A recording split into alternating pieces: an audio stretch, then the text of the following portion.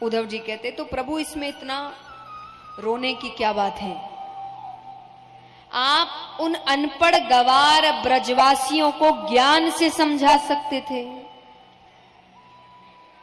अनपढ़ गवार, भगवान कहते तुमको कैसे पता वो अनपढ़ है? बोले वो कहां गुरुकुल गए होंगे। भगवान कहते ऐसे तो मैं भी नहीं गया, 1 वर्ष में कोई कितना सीख लेगा। उद्धव जी कहे प्रभु आप तो खुद ज्ञान है, ज्ञान की शुरुआत आपसे होती है। भगवान समझ गए जिस मौके की वो तलाश में थे वो मौका आज उन्हें मिल गया। भगवान कहते सही कहा, मैं समझा ना सका, तुम ज्ञानी हो ना, तुम जाओ। उद्धव तुम ब्रज जाओ, और ज्यादा नहीं, नंद बाबा, यशोदा मैया, गोपियां, बस 3 को ज्ञान से समझाओ कि रोना धोना छोड़ो, ज्ञान मार्ग पर चलो। उद्धव जी को अपने ज्ञान पर भरोसा है तो वो जाते हैं। तो भगवान ने जाने से पहले उनको अपने वस्त्र दिए, कुंडल दिया, अपना पीतांबर दिया, अपना मुकुट दिया। उद्धव जी कहे इनकी क्या जरूरत? बोले इनके बिना बात करना तो दूर, कोई तुम्हें देखेगा भी नहीं, क्योंकि इनसे एक बार के लिए उनको लगेगा मैं आ गया। भगवान की सुगंध है ना उसमें, और वो भगवान की सुगंध जानती है सब। तो वो कहे कि एक बार के लिए वो अपनी नजरें उठा सकती है तुम्हें देखने के लिए। जाते हैं, ब्रज पहुंचते हैं तो कुछ गोपियां जा रही थी। उद्धव जी कहते हैं कि अरे सुनो, ये नंद बाबा का घर कौन सा है? गोपियां कहे मथुरा से आए हो, तुम्हें कैसे पता?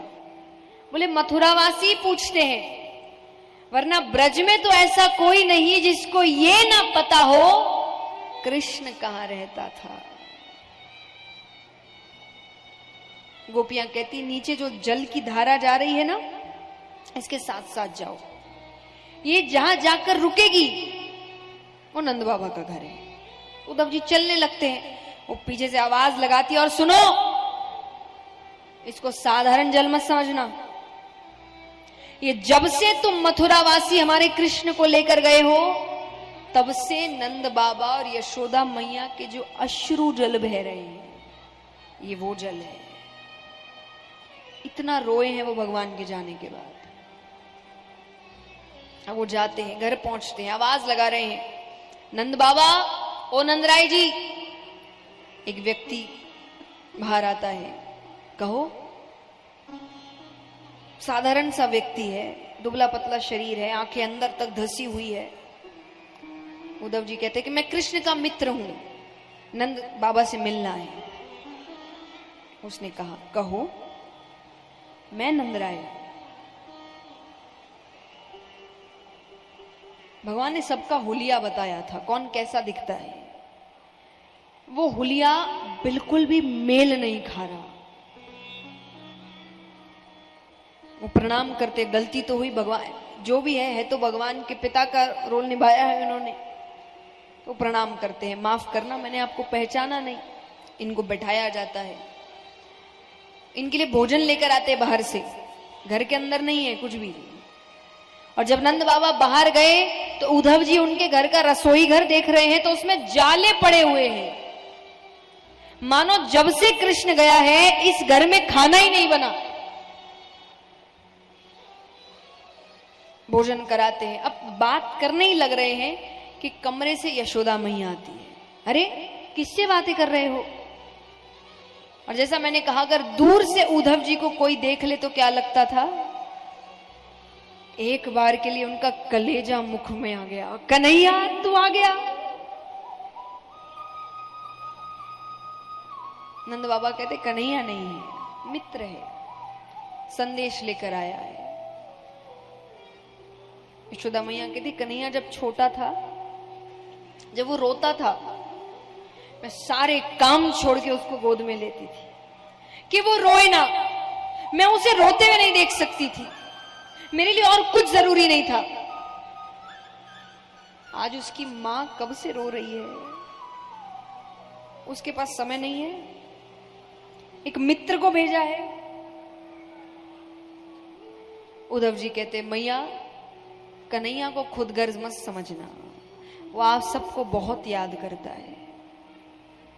जब भगवान नए नए मथुरा पहुंचे थे तो देवकी माता ने यशोदा मैया से थोड़ी बातें करी थी कि खाने में क्या पसंद है इसको, कैसे रहता है, कैसे ध्यान रखूं, क्या करता है, क्योंकि उनके लिए नया था।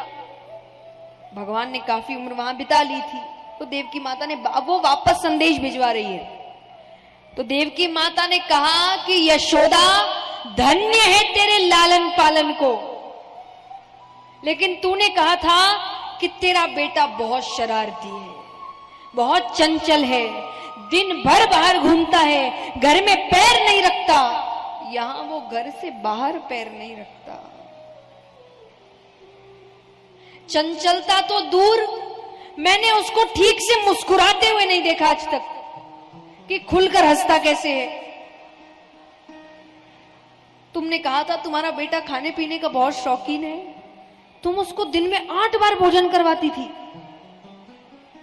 मैंने एक बार उसके खाने में गौरस से बनी एक मिठाई रखी, जो कन्हैया थाली को हाथ जोड़कर बैठता था उस दिन थाली छोड़कर चला गया।